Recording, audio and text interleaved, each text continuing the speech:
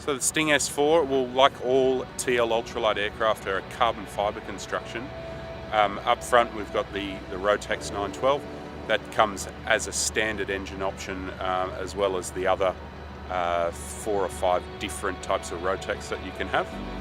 The aircrafts are all carbon fibre construction. This particular model is obviously the low wing variant. We do a high wing variant as well called the Sirius, and then a pretty slick looking tandem 2-seater, so which you're going to start to see a little bit more of here in Australia as well. Up front you can see here it's got it labelled on the side. We've got the Rotax 912 ULS in this particular one. They do come with the option to have a constant speed unit, which we've put on this particular. It's an electric constant speed unit. Okay, so working back from that, you've got a castering nose wheel, but it's semi-castering, so what it relies on is differential toe braking to get the front wheel to move. Just starting up front, if what I'm looking at now is the twin Garmin G3X Touch. It's a fully automated and capable platform. It's got an external autopilot controller, and if you're familiar with the Touch, you know that it's got about 3 different ways of activating the keys and the commands on the G3X Touch.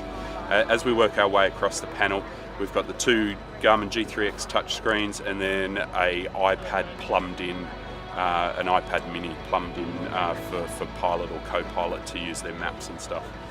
Moving through the bottom of it, we've got a ballistics recovery chute, which comes as standard with all TL-Ultralight. So if you don't want it, it's an option that we would remove from a purchase. 3-stage flap control, throttle.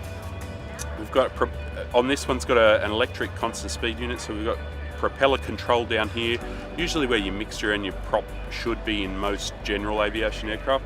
And as well as a manual trim lever. So you'll find that none of the TL-Ultralights have a electric trim, because feeling your trim settings, especially with different weights, is certainly more responsive than using an electric trim. Dual sticks, so you've got a stick between your legs, which is very light on the controls as well. And sort of moving across, you can see the appointment of the aircraft. We've got a 3-point harness. It's all leather trimmed, which is quite nice. Sort of moving into the back there, you can see the webbing for the ballistics chute along the side. There's 25 kilos of allowable luggage in the back, as you can see. And that's about it, really. It's just a nicely appointed machine. You can see I'm 6'3" and I fit in here like a glove.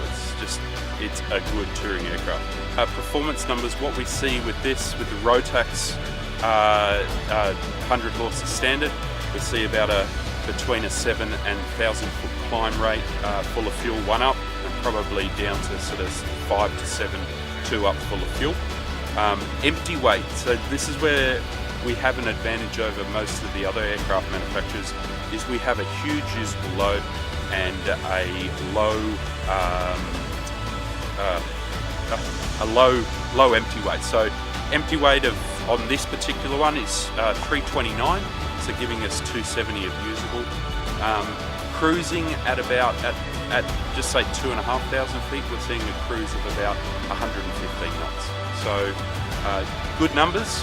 Get it upstairs up to altitude, and John and I have had them sort of hurtling along at about 125 knots and tazzing at 130. So they're really good, respectable numbers, and really quite a comfortable aeroplane to be in.